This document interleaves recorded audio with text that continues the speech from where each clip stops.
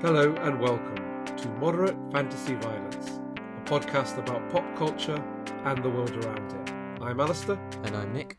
And in today's episode, it's a superhero double bill with DC versus Marvel, and we will be discussing the second season of Peacemaker and the first season of Marvel Zombies.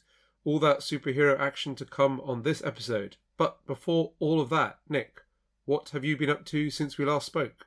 Well, since the last episode, I have watched Wicked, a film from last year that I never got around to seeing. Probably one of the most successful films of last year, actually. I believe it came out just before Christmas and annihilated the holiday market. So this, of course, is the movie adaptation of the Broadway and West End musical about the witches from The Wizard of Oz, a sort of prequel, I guess, about just how they met and became witches and then became sort of enemies for enemies. And it stars, of course, Ariana Grande as the Good Witch and Cynthia Erivo as the bad witch, who is also basically the hero of this film.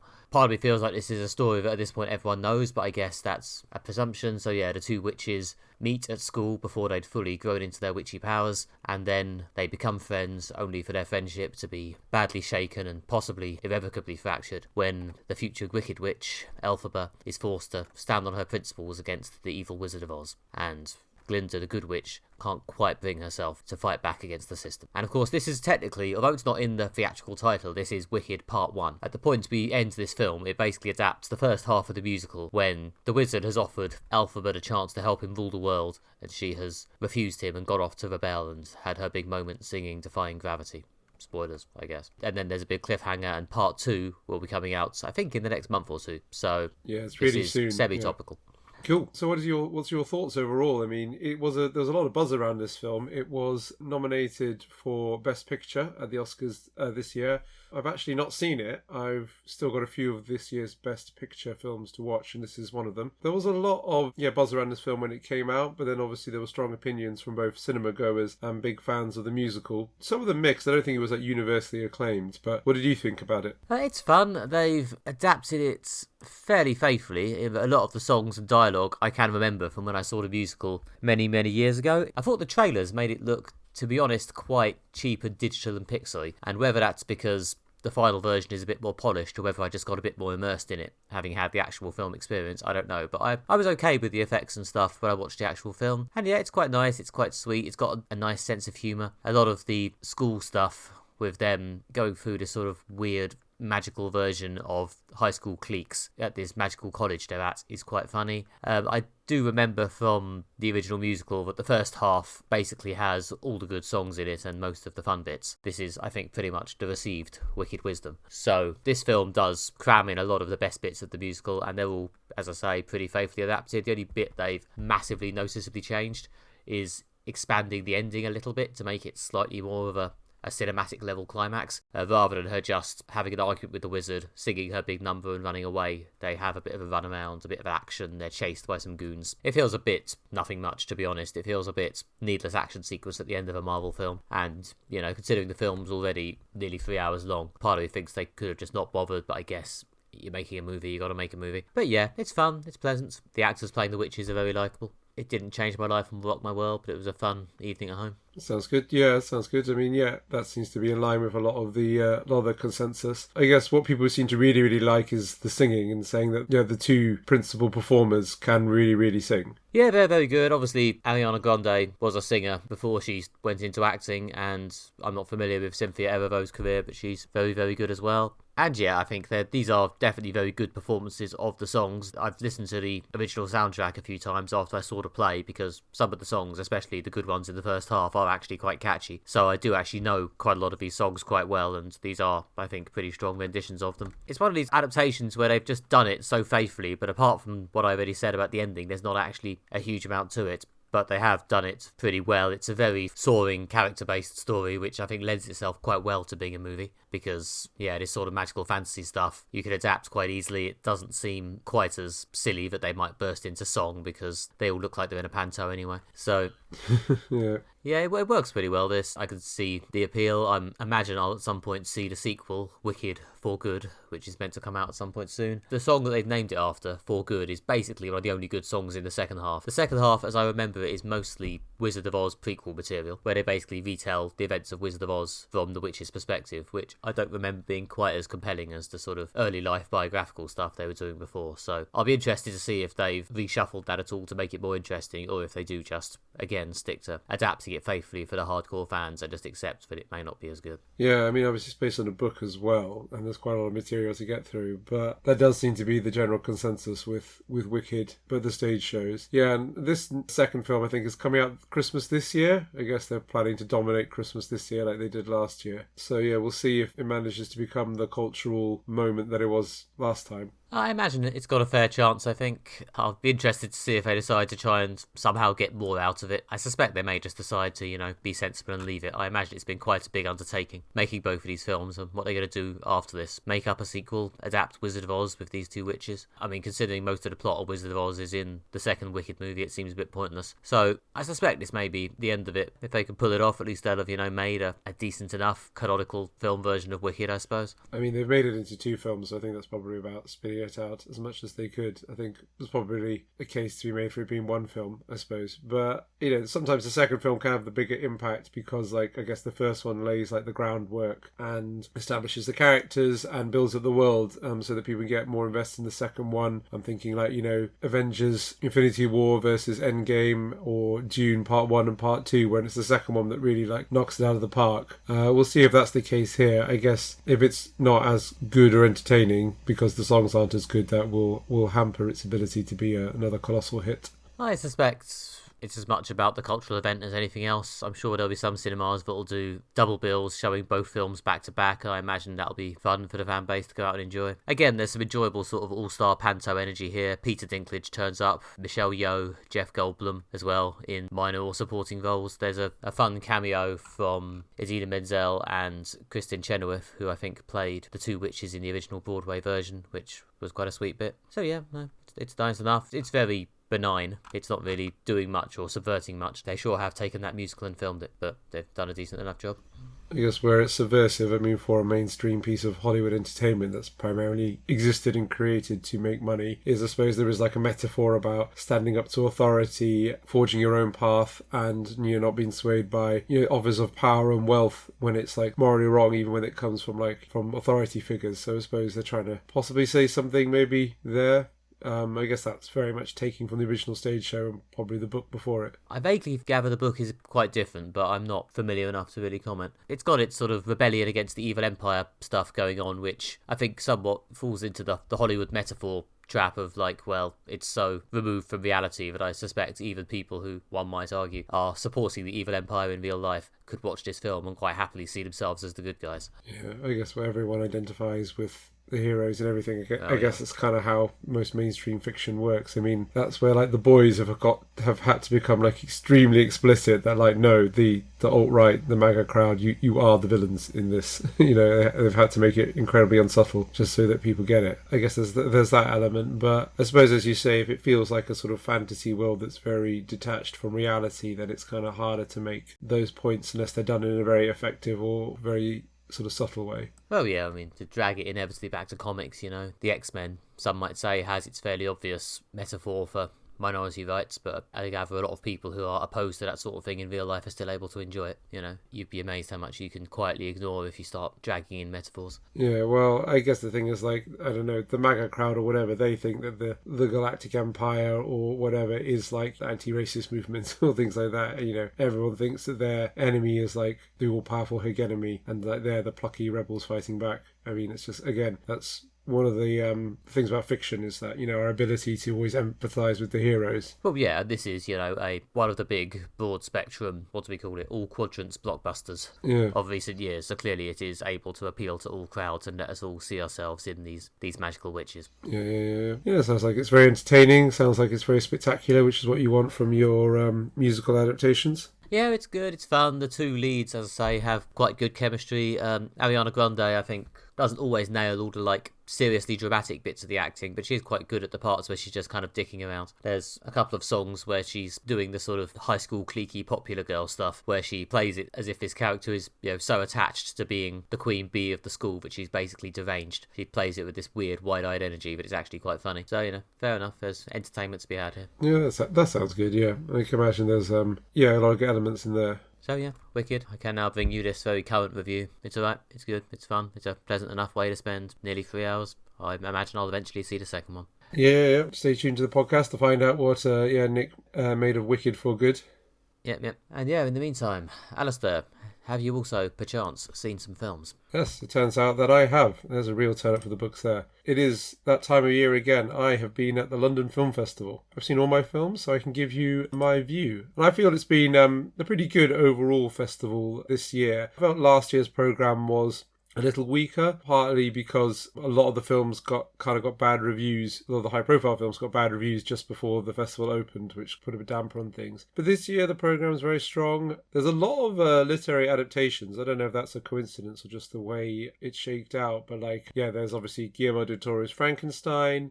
There's a version of H is for Hawk. There's an adaptation of Hamnet. I think there's several other high-profile novel adaptations. Yeah, it seems to be quite a literary one. I guess we are in the run-up to Oscar season, so some of these films maybe will be the big Oscar movies of the 2026 awards. But yeah, I saw a range of stuff. A few things I can strongly recommend is Love Brooklyn, which is a really nice romantic comedy drama set in Brooklyn. It's quite modern in the sense that I feel it's got this real modern sensibility about emotions and boundaries and healthy emotions aspect to it. I mean, when you say a modern love story, people think are there apps and stuff involved or whatever? And yeah, they keep the sort of technological aspects to a minimum, I guess, to make it seem a bit more timeless. But it's interesting that compared to a lot of other romantic dramas, people seem to be quite, I don't know, even though they're dealing with things and they're quite emotionally healthy and able to articulate their emotions to each other and set boundaries and things like that. So it was quite interesting, and it is a beautifully shot film about Brooklyn, which makes it look like quite a nice place. So the other end of the spectrum, I really liked Fucktoys, which is a modern version of a queer exploitation film. So yeah, it's about a young queer woman who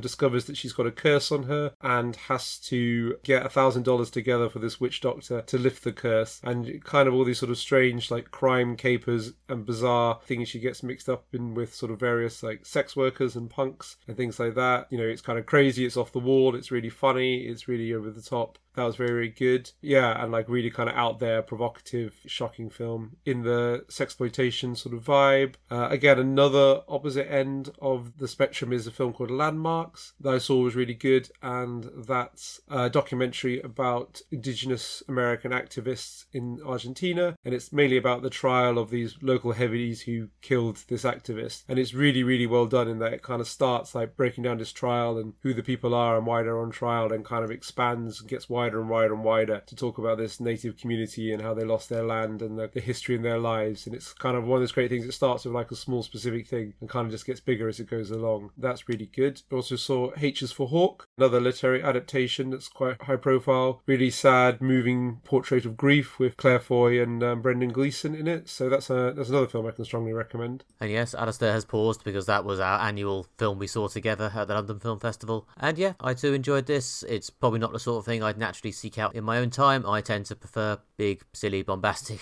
rubbish like Wicked. But yeah, H is for Hawk is a very nice, thoughtful, emotional film. It's got a combination of relatable emotions and a bit of insight into, a sort of an area of the world I don't often think about this time, the sort of the world of falconry and raising your own hawk in your living room, combined with, as I say, the sort of emotional journey of this woman dealing with grief. And yeah, it's very good. It's based on a memoir, which does mean that perhaps wasn't as melodramatic an ending as I was semi-hoping for, but, that's life. Good film nonetheless. Claire Foy was very good. Yeah, I thought Claire Foy was extremely good. She really does a good job of portraying grief and kind of showing how it consumes your whole life. And I like that it didn't have any kind of really big melodramatic breakdowns or bits that seemed very cinematic but a bit unrealistic. I mean, possibly the kind of most intensely dramatic moment is when her mother and her brother come by to the house, and then they're basically talking and saying oh God, she's lost it, look at this place to stay, and she overhears them. And that's kind of the most kind of sort of most obviously confrontational moment, because I guess it's kind of true to reality, that there aren't these big like melodramatic moments. Like grief is this like long simmering thing that kind of consumes your life. She does have her sort of all is lost moment, but as you say, it's not quite as huge and melodramatic as it might be in some films. Yeah,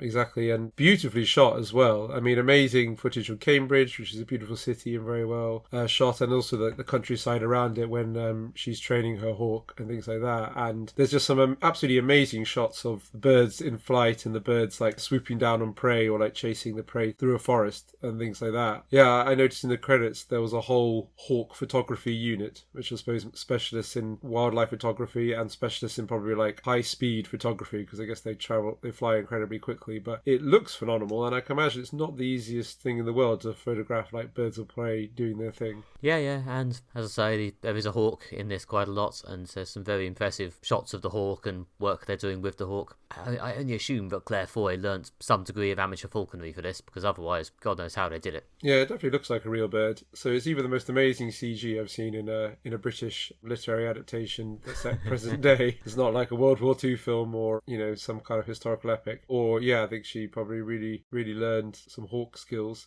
You know, it kind of really shows this bond between person and an animal and how that can kind of like transcend the grief of life. Yeah, I thought the whole cast was like really, really good. Brendan Gleeson's a phenomenal actor. He's really, really good as the dad, and again, quite a complex character. I also liked Denise Gow. She was playing like the best friend character. I thought she was really good in Andor, playing this very much a villain role in that. So it's good to see her getting more work and kind of doing a maybe a bit more relatable character. But I thought, yeah, she was really, really good. And also like Lindsay Duncan as the mum, doing this kind of very like contained portrait of grief. So yeah, there's kind of a lot of like high profile British people in it. I guess like a big British adaptation, they've got some of the big names. Yeah, no, I agree. Everyone in this was pretty good. Yeah, strong year overall. I also saw The Chronology of Water, which is Kirsten Stewart's directorial debut, which, that was an interesting film. It's really abstract. It's full of lots of like montage shots with voiceovers, sort of alluding to things that are going on and stuff like that. There's a lot about abuse, although the most intense bits of abuse aren't like directly shown. There's a lot of like just like close-ups of hands or things like that, or like legs and things. And it's in this sort of weird, like non-linear format that's divided into like chapters that kind of move around through time, and it's based on a book which I think may actually be a memoir as well, so that might explain like why it's got this sort of unusual structure, more novelistic. Also, a significant amount of the plot is about the main character becoming a writer and like going through various like literary programs and pursuing their literary career, and then there's a lot of like bits of them writing, so I guess the kind of fragmented voiceover might represent stuff they've written, their poetry, their short stories that comes in fragments. It was certainly very powerful and very different. I'm still not sure if it was good or not. It's kind of weird. Like, it's definitely like pushing the boundaries out there and trying to do something like definitely distinctive. I think there's an element of a bit like actor turns director really wants to make a statement with their directorial debut, so this one's going to have like crazy music and like weird montages and like sort of an abstract tone, whereas like I don't know if it would have worked better as a more straightforward film. But then again, it is a little bit of a misery memoir as well. Okay. And I don't know, there's a lot of misery memoir adaptations out there. That's possibly a little overly harsh, but there were some bits where I was just sitting there thinking like, underneath all this style and flair, this is also a bit of just like a movie about how nasty her dad was, and then the series of bad relationships she had after that, which is not exactly new, but there is done with like a real sense of flair, sort of hard-hitting emotion. So yeah, I only saw it last night, so I'm still processing that one a bit. I guess that shows it's on some level interesting if it's not something you can immediately arrive at a conclusion for. Do we get to break out my favourite catchphrase, the interesting failure? Possibly, yeah. I don't know. I wouldn't go as far as saying a failure, but possibly like one of those films, I think we've used this before, of like it shoots really high and like falls, I think, like quite short of what it was aiming at. Like it's not like Moonlight or something like that. Moonlight is like just much more powerful, but I guess on some level it should be, I think, rewarded or applauded for like trying to do something that's like ambitious and unusual rather than just doing like a straight up adaptation or something like that. And even if it's unsuccessful in what it's trying to do, that still, I guess, like points for like trying should be awarded rather than just always aiming low. Film does a really good cast. It's got Imogen Poots as the main character. She's great. Thora Birch as the sister. Jim Buscemi as one of the writers that mentors her. Esme Miles Creed is in it as well as one of her friends. So it's got a really strong cast of some established people, some up-and-comers. So yeah, I don't know. It's one to think about. I'll be curious to see what other reviewers make of that film. It might be one that really divides people, or it might be when the reviews drop, the consensus is kind of like, this is a bit pretentious, isn't it? Maybe, I don't know, more to come on the Chronology of Water at some point, possibly, especially if it does cause a stir when it finally gets released. But yeah, so as of recording, there are still 2 days left of the film festival. The awards are going to be handed out on Sunday, so kind of hard to gauge overall how it's going. It's certainly been well attended. Most of the screens I've been to have been like sold out, so definitely the program seems to have resonated with people. Yeah, we'll see what the winners are and like, yeah, which one's going to do well in the Oscar season. Probably the most high profile things I saw are the Chronology of Water and H's for Hawk. I get the feeling that H's for Hawk is the thing that's going to do quite well in Britain and probably win some BAFTAs, but might not make much of an impression on the Oscars. But you never know. Good performances go a long way. And yeah, we'll just have to wait and see. So I guess, as usual on this podcast, there's usually a lot of me saying, this was at the X&X Film Festival, and I've been trying to pick it up since. So there'll probably be other films in the festival dribbling out into the podcast recommendation section over the next year or so. Exciting. Look forward to it.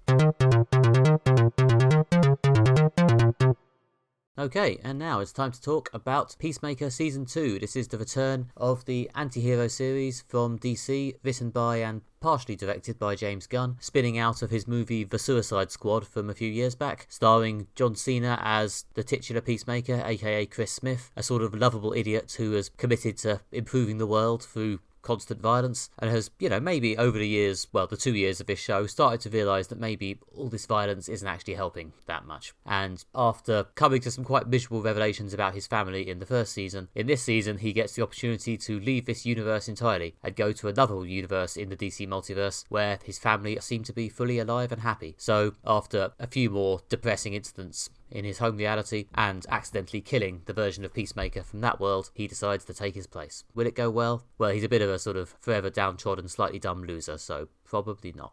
We have seen the whole second season. We'll probably have to get to some spoilers at some point, but for now, without spoilers, Alastair, what did you think of this? Well, I enjoyed this a lot. It's kind of funny, it's fun, it's got a really strong sense of humour. Yeah, I feel that like James Gunn's tone and sense of humour is doing a lot here. He does humour very well, and especially this big dumb humour quite well. And I think him and John Cena go really well together. John Cena's, again, very funny guy. He's good at comedy pratfalls and humorous turns. So yeah, he does a good performance, and yeah, a lot of like moments of humour and things like that kind of keep it, entertaining and interesting. It's one of those things when like as you're watching it, you're like, well, you can't really take it too seriously because like, yeah, it's quite silly and like I say, there's a lot of humour. So it's really enjoyable on that level. But when it needs to, it does bring like some really strong emotion and you care about the characters, and there are some really good bits of like pathos in there. So it's not all just like silly fun. There is like, yeah, kind of enough emotion to really ground it. So as a piece of entertainment, this works really well. Yeah, fundamentally I really enjoyed this. I like James Gunn's, as Alastair said, general tone as a creator, and although I thought his Superman movie was good, I do think the slightly more dark comedy material he's doing here and in the Suicide Squad movie is possibly slightly more where he's naturally at home. And yeah, more fun here. John Cena's really doing a good job of embodying this sort of lovable, slightly misguided idiot part he's playing, and a lot of the other characters behind him, especially Jennifer Holland as Harcourt, have been built up well over the 2 seasons. I do think it's possibly not quite as good as season 1. It feels slightly more rough around the edges. Like, especially there's a certain sense that James Gunn couldn't quite work out how to comfortably fit all the season 1 characters into the plot, but feels bad ditching them, so they're just sort of still here. The Vigilante character, who was, I think, a bit of a sort of low-key fan favourite breakout character in the first season because he's just very, very silly. He's still here, but it doesn't always have a huge amount to do for a large chunk of it. And there's a few characters like that as well. The Danielle Brooks ads character is similarly just sort of there some of the time. But it's still fun. A lot of those actors are very good. They have sort of strong presences. Gunn always gives them some bits to do, even if they're not really that important to the plot. And it's always entertaining. As I say, I just dig the vibe, so I'm happy to watch this stuff. I think maybe the final episode gets a bit far into DCU setup, but yeah, I think the fundamental storyline about Peacemaker and his doomed new life in this other world is quite strong and quite a good direction for the character. It's nice that James Gunn has found a way to make the multiverse work in a world where we've all started moaning about it. So yeah, as I say, I think it's probably flawed and not quite quite as good as the first season, but I did enjoy this a lot. The multiverse stuff does work well, I think partly because it's rooted in character, which is the main thing. I think where people get tired of multiverses is when it's clearly just like a way to like string different intellectual properties together. Like, this is the X-Men bit of the multiverse, this is the, you know, the whatever bit of the multiverse. Whereas, you know, we always say that we resonate strongly with characters mainly, and like also like situations and things like that. So, you know, who hasn't wondered, is there an alternative universe out there where I'm happier? Is there, you know, an alternative universe where things work out great for me? And it's, you know, it's a very human thing. Even if people who aren't like aware of multiverses in fiction, although that's probably no one now, has wondered like, what if my life had gone differently? So, and it's an interesting way to take a character, especially a character who's traumatized and things like that. Like, what we liked about the first season was that in the film, Peacemaker is a bit of like a big dumb missile that's violent and a bit of an idiot. Then in the first series, they kind of give more background about his father and things like that, build him out as a character, make him more sympathetic. Then in this one, they can, you know, again show that like what if his life went differently, and he goes to a different universe where like his brother's still alive and like his, you know, he's got a better family and everything's better. Like, again, we hadn't all wondered, and there's quite a good bit because basically as the audience, you're like just waiting for the other shoe to drop. It's like, okay, so what is this? Can't just be like the better universe. There's got to be something coming to subvert this in a dramatic way, because we've all seen TV shows before. And when it does drop, I mean, we might spoil it at some point because it's quite funny, but I guess for this early stage, I just want to say that when the other shoe does drop, it is really funny and works really well. So yeah, full marks for that. Yeah, no, it's a very good twist. Pulling off a season-long storyline like this with a big twist in it that actually works is fundamentally impressive in itself, and therefore makes it a lot easier for me to forgive any mild niggles I have about, you know, character balance or whatever I was talking about earlier. And yeah, the twist is good, and ultimately the fact that, you know, why did Peacemaker take several episodes and someone else pointing it out to notice the thing that's obviously wrong with this world is basically explained away in very James Gunn style with, well, he's just that dumb. Yeah, which is very fun and audacious and silly, and the sort of thing that I guess may well either make you laugh or pull you out of the story entirely, but it worked for me. Well, at that point, I kind of feel it swerved more into like sitcom territory, when like it's kind of a thing that a Homer might do, like miss the blindingly obvious that's right in front of him. We might be talking slightly cryptically now, but I don't know. If you are going to watch the show, it's better if you don't know what's coming. But I like the fact that, you know, in these big moments, James Gunn's solution is to like what we say in fiction, like hang a lantern on it, which is like draw the audience's attention to like something that's going on, or even like a flaw, but then he makes a big joke out of it. And I think that's kind of one of the things I really like about the show, is that like it's never far away from something silly and funny happening, even in the more dramatic moments, which means that like it's always entertaining. Yeah, and you know, even if some of the characters are quite underutilized, they are fun characters who I think something to it in terms of making any of these scenes seem light and silly. And he's always willing to just throw in something that seems at times completely ridiculous. There's a character who has bird blindness, which means they can't tell the difference between different birds, which turns out to be a key plot point in one specific bit, which is incredibly stupid. And I say this as someone who hasn't Googled this, and therefore this could turn out to be a real disease. Is it a sort of like supposed to be based on like, there's like aphasia, which is where you can't recognize faces and everyone looks like they have the same face or something like that. But anyway, like, yeah, there are some really funny bits in this, and like, yeah, the running joke about bird blindness, because Peacemaker has like a friend who's like a bald eagle, so obviously like bird things come up quite a bit. That's just like, again, just like a hilarious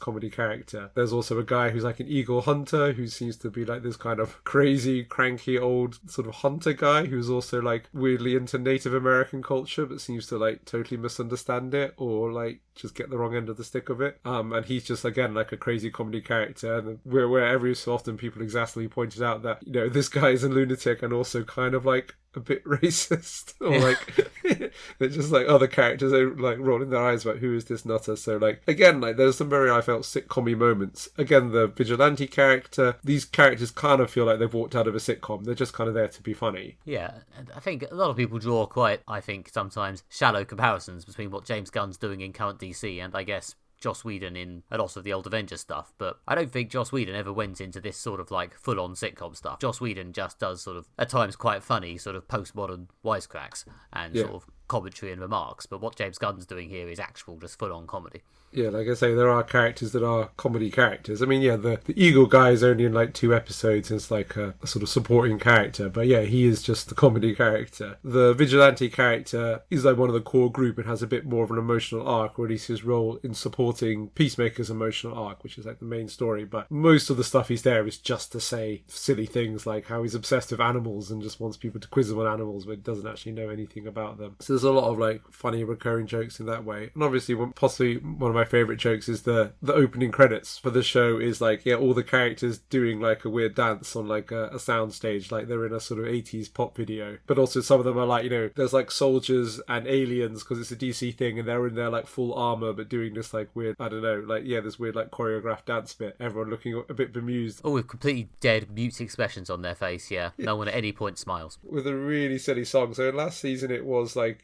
was it Do You Want to Taste It by Wigwam? And this one it was, I can't remember what it is, I did look it up. It's, the band's called like Foxy something or other. Foxy Shazam, yeah. That's it, Foxy Shazam. It's just a really over the top song. Again, it is just very funny. And when each episode starts, you're like, oh, I'm looking forward to seeing the opening credits again because it's brilliant.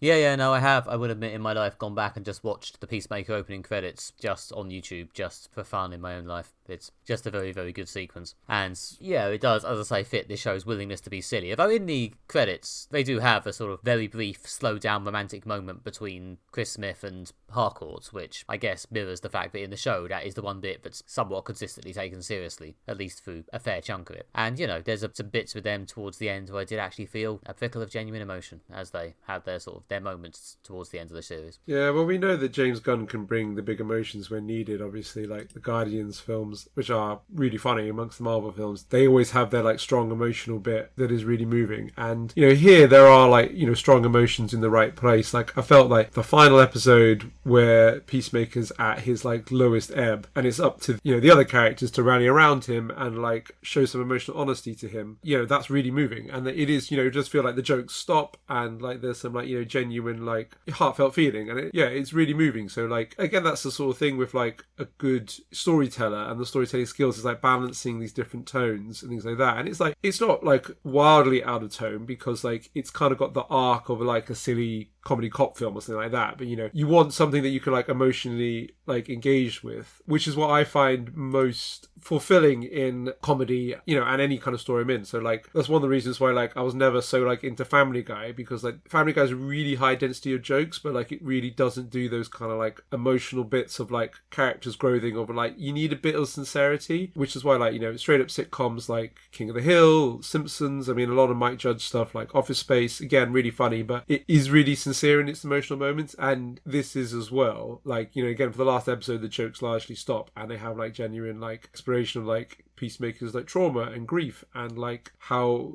you know, he relates to the other characters, and as you say, yeah, like his relationship with Harcourt and how it's very relatable kind of real like, you know, relationship angst that people have. So those moments of genuine emotion is what kind of elevated it for me. Well, yeah, and his sort of genuine breakdown at the end of episode 7, which I guess sort of sets up that stuff in the final episode, is like actually quite moving and upsetting after everything he's been through, and John Cena plays it very well. Yeah, absolutely. And I do think that a lot of the strength of this is, we talked a lot about James Gunn, yeah, and it is like his style and humour, but like John Cena is a really good performer. I mean, it wasn't really, I don't think I'd even heard of him before he was in the Suicide Squad. He was a wrestler. I gather he's one of the most successful wrestlers of all time, and generally like regarded as like, yeah, one of the greats in history. Speaking to people who like still follow wrestling and things like that, and he is a really great performer. I can see why he's a good wrestler, because like there's an element of acting to that as well. But yeah, but here he does have like a real emotional range and stuff, and like again, he can do sincerity, he can do comedy, he's very likable and relatable, even though like when he's doing something dumb or like, you know, something you don't agree with, like just killing people for seemingly no reason. Yeah, I do think that like the casting of John Cena is one of the things that really makes this work. Yeah, no, he's great. I guess points to James Gunn for seeing that character in Suicide Squad and thinking this guy needs a spin-off. I think some people, possibly even including me, heard that decision and thought,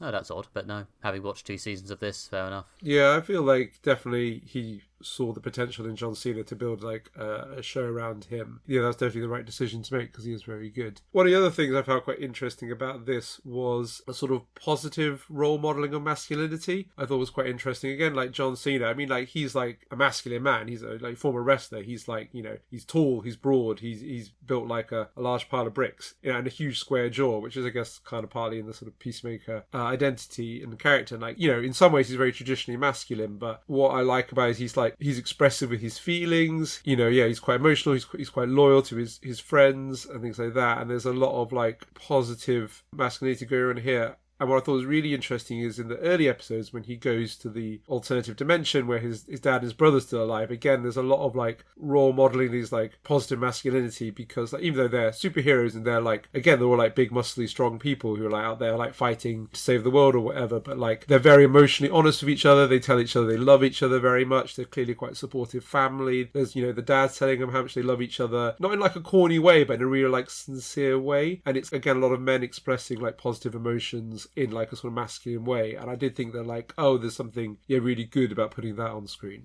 Well, yeah, but his perfect world is not just that everyone looks up to him and thinks he's a hero, although I'm sure he does enjoy that, but also, yeah, that he's got this family around him of his dad and his brother, as you say, honestly talking about their feelings. Whether that's quite weird in light of the later twist, I don't know, but it is a nice sentiment, yeah.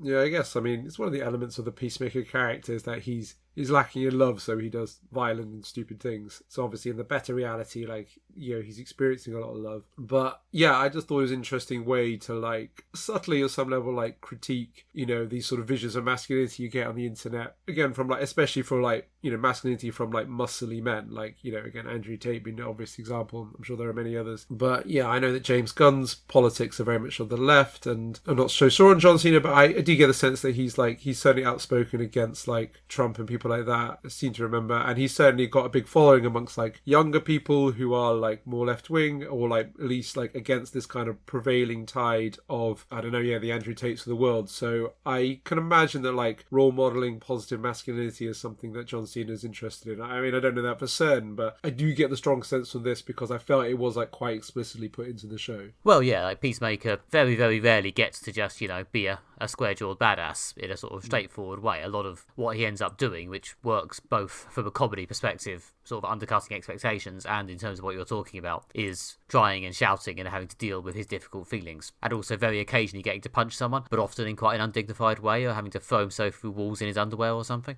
Yeah. And again, part of that is just part of the general, I think, subversive comedy of it all. But I think it does go with the idea that, you know, the show is, even though it's about this guy who's quite violent, it's really not promoting the idea that it's good to solve your problems with violence. Yeah, absolutely. That's very integral to the like emotional arc of like Peacemaker and like the growth we've seen him go through across these like 2 seasons. And like this show does like link into like wider DC properties, including like, I felt this one linked even like more to the Suicide Squad film than the previous one, you know, bringing back the Rick Flag character and things like that. But like a lot of this is like Peacemaker dealing with what he did in like that film, and like when he just did like kill people when he shouldn't have and things like that. Yeah, again, it's good to show that like you can see his emotional growth and how he's like, you know, moving on from being this kind of like blunt weapon to someone who's like kind of thinks for himself and like has some like more intelligence both emotionally and I guess practically. Yeah, and it's interesting to call back to that film and try and reconcile the version in the TV show with the version in the film, and I think they did a good job of that here. I also, this is a slide of a separate tangent, I did also watch Creature Commandos, the DC animated show that James Gunn did, which is also sort of a spin-off of the Suicide Squad in that it's about Amanda Waller creating a new off-the-books Death Squad made up of monsters rather than people, because I guess there was a bit of blowback after she did the people version a couple of times. So she's got this group consisting of like the Bride of Frankenstein and a bloke who's basically an irradiated nuclear skeleton and another person who's like a fish woman and so on. They have to go on Suicide Squad missions. And, well, a mission, basically. It's basically a single, like, 7-part story. It's fun, for the record. I didn't bother reviewing it separately, because especially in this episode, I felt like I would have ended up repeating myself quite a lot. But if you like your James Gunn vibe, there's more of it here. I don't think it comes together to quite as big an emotional high point as Peacemaker does, but it's got more good jokes and action. And there's some decent characterization of some of the individual characters. Sounds good, yeah. I mean, I do think the James Gunn tone works really well for this type of entertainment. Obviously, really liked him doing things like Guardians of the Galaxy, and yeah, the Superman film was very well received this summer. So yeah, he's got a really good, I think, like pop sensibility is the way I'd put it. I do agree what you say that like I prefer him doing like Peacemaker, because I feel this like, yeah, this like darker tone suits his style better, but it is like quite versatile, and like it works well in the more sort of like Hollywood summer blockbuster format in Superman. So, and I can see it working in like the Creature Commandos as well, and probably in other upcoming things, which I guess we'll have to wait and see. Yep. I think the only confirmed thing is Superman 2 in a couple of years. Yeah, well, I do hope they do more Peacemaker, because this does end on a twist. I suppose, yeah, always set up the next season, or a cliffhanger, I should say. And also, I did feel this was good and funny and interesting. So, yeah, very much like there to be more of it.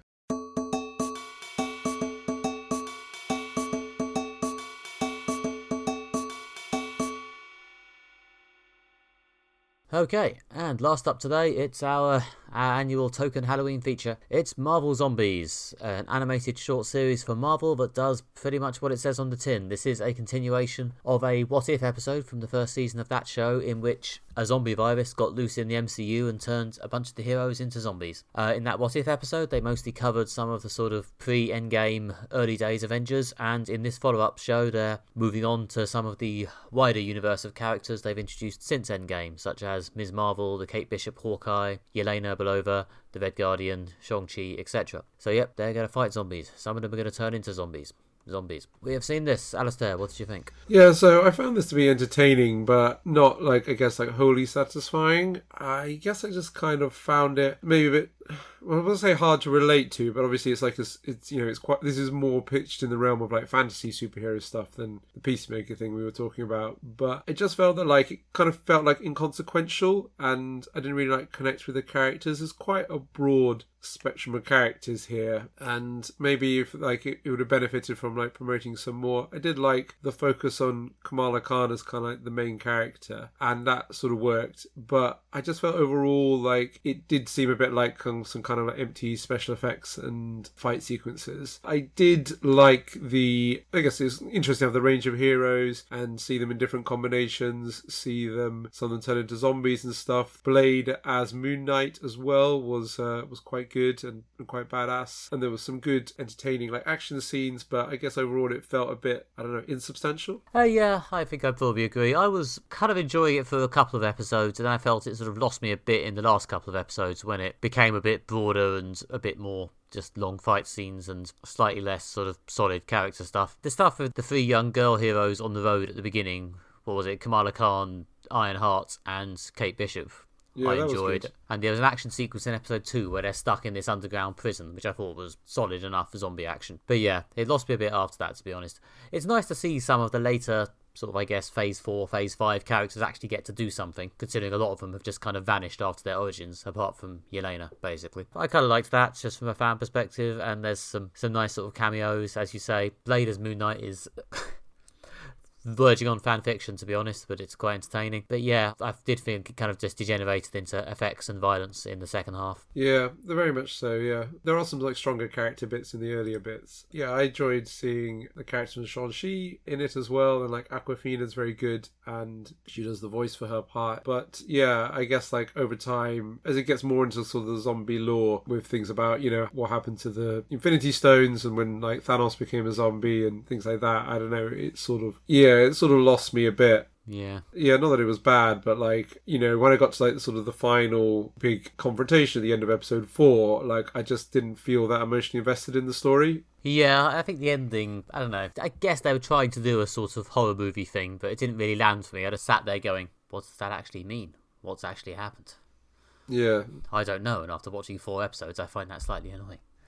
Yeah, very much a sort of I guess cliffhanger ending, but it didn't feel like a complete chunk of story. It felt very much I guess the first 4 episodes of something longer. And I guess they want to make another season, but, I would have preferred more of an ending, or at least something that wrapped up some elements a bit. Yeah, it did. I don't know. We've said this before about some of these shorter animated bits and bobs, and it does have a slight bonus content vibe to it, I guess. It feels a bit more substantial than some of them, in that at least there's actually a story here that's self-contained to some degree, and it does actually have a beginning, middle, and sort of end. But yeah, it's fine. It's a bit of a completists only event, I think. Yeah. There's also sort of one substantial criticism I have on it, which is maybe more of a personal thing, but it's my podcast, so I get to air my personal preferences in fiction, which is that I find zombies are kind of at their scariest when they're this sort of uncoordinated mass of people or infected people coming to kill you in this big sort of uncoordinated way, but their strength is in their kind of their numbers and their relentlessness, and sort of the zombie horde without plan or direction or leadership is the scariest form of the zombie. And what they did here is they have the zombies are controlled and directed by Wanda Maximoff, obviously a recurring character in the MCU, using her magic to control the undead. And we've seen stories where Wanda becomes a villain, and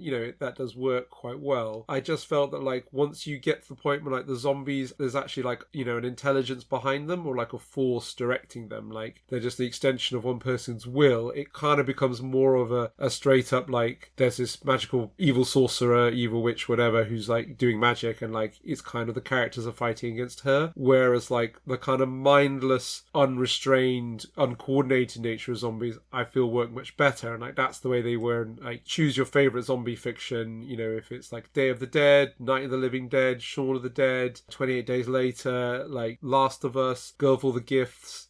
Pick a bit of zombie fiction, and that's what they're like, and that's kind of when it's scariest. So I do prefer my zombies as just sort of like this representation of humanity out of control, just like undisciplined, like violent, dangerous, or even like that's when they get to be this. People explore them in a metaphor for working class resistance, in that like it's uncoordinated, but like they can overthrow society because of sheer weight of like numbers. And I do feel that's like kind of the essence of like a zombie story, and I thought this didn't work as well, the take they had here, which is one of the reasons why I wasn't like wowed by this.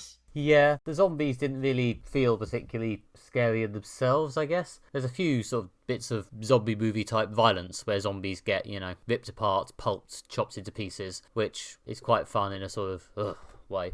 But yeah, the zombies themselves don't have much to them. Yeah, and there's also an element of when you're like a superhero, like a regular zombie's not that threatening, and even like a horde of zombies isn't that threatening. I mean, yeah, I quite liked in like the first episode when it's like it's Kate Bishop, it's like Kamala Khan and Ironheart, and they're not as powerful as like Thor or the Hulk or someone like that. And it does feel like zombies are like more of a threat to them because like they're I don't know how we describe it, street level characters, or just less powerful. So yeah, that that first episode kind of worked, like 3 characters against like in a city full of zombies. That's your kind of more of your sort of zombie type thing. And then like that worked quite well, but then like as it moved on and got more into like the plot and like how it was like wonders behind it, and there's the scions and the different heroes she controls, etc., it just became a bit less interesting. Yeah, no, as I say, it was definitely better towards the beginning and drifted as it went along. I don't know, maybe. Even though Marvel Zombies is, I guess, an easy hook, we did not, in fact, need a 4-episode spin-off of this. Maybe they could have just done one more episode of What If and left it. Who knows? Yeah, or like maybe a feature length kind of thing that's like a bit longer than an hour, 80 minutes, rather than this like thing that's kind of a bit longer than 2 hours, I think. I get the feeling they wanted to incorporate like a really wide range of characters, because I guess that's the strength of the MCU. They have all these different characters. And they, the core group, of like Kamala Khan and co can like travel around the world and meet different people and like have different team ups and things like that. So I guess I see why they wanted to like do that, which requires some sort of length and scale to it. I mean, there are some like genuinely emotional moments. Some spoilers coming here, but yeah, obviously you've heard our review, so you can always like check out from this or whatever. But I did want to talk about some moments I felt did work in the second episode. So yeah, here come the spoilers, right? Yelena sacrifices herself so that the others can escape from like a big ship full of zombies that's sinking to the bottom of the sea. Yeah, I thought that was like, they've generally brought some like real emotion to that. Partly because it's a character that's been built up through several films and also through this show that we relate to. Partly because it is Florence Pugh doing the voice, and she's really good and very good at like emoting and like kind of like making this sort of scene really work. So yeah, there are some bits that like work like that, and I can see why they brought in a range of characters so they can kill people off at varying moments. David Harbour, again, doing a bit of a comedy performance, but also again showing some emotional pathos after his daughter dies. There are some good bits that work, and again, that's what you want from your zombie thing, like people to get picked off and like it to mean something when one of the last few humans dies. And yeah, so there were some moments I didn't want to praise. Yeah, no, as I say, that sort of stuff in the first half I was more or less on board with. I thought the bit in the first episode where they introduced, as we've said, the trio of Ironhearts, Kate Bishop and Ms. Marvel, and then, I think possibly tried to vaguely trick us into thinking this was going to be the gang for the entire run, and then had that go horribly wrong by the end of the first episode, I think was a nice space and switch which more or less worked. So yeah, as you say, it's got its moments, possibly somewhat front loaded towards the beginning. Yeah, so as you say, I think very much one for the completists. The core appeal here, unless you really, really love zombies, is all the range of characters, and they do get like so many of the people from the films to voice them. Like say Florence Pugh's in this, Awkwafina's in it, David Harbour's in it. It's not everyone. Tessa Thompson's in it. Yeah, no, I think they got Simu Liu to play Shang-Chi. Yeah. And I think Elizabeth Olsen is playing Yes, she is, yeah. Maximoff. Yeah. A few of the big guys like Chris Hemsworth and Tom Holland do not reprise their roles here, but they have got quite a few of them. Yeah, Paul Rudd's doing Ant-Man. Yeah, it's impressive the people they can get. I guess that's the Marvel brand or the strength of Marvel. Yeah. But yeah, there you go. That's your spooky ooky Halloween review. Marvel Zombies. It's alright, I suppose. I mean, Marvel Zombies, the reason it's called Marvel Zombies is because that used to be a sort of jokey, borderline derogatory at times tone for people who were really, really into Marvel, to the exclusion of anything else in comics in the old days. So they're sort of reclaiming it a bit here. So yeah, if you're a massive Marvel zombie, Marvel Zombies may well be for you. See what they did there. Thanks for listening. That's all we have time for in this episode. If you have enjoyed this episode, then please leave us a review in your podcatcher of choice. After that, you can visit our website, moderatefantasyviolence.com, where you can find other episodes of the podcast, bonus audio clips, and short written pieces by Nick and myself. And you can also follow us on social media. I'm pretty sure it's Facebook and Instagram at this point, although who knows. It's Facebook and Blue Sky.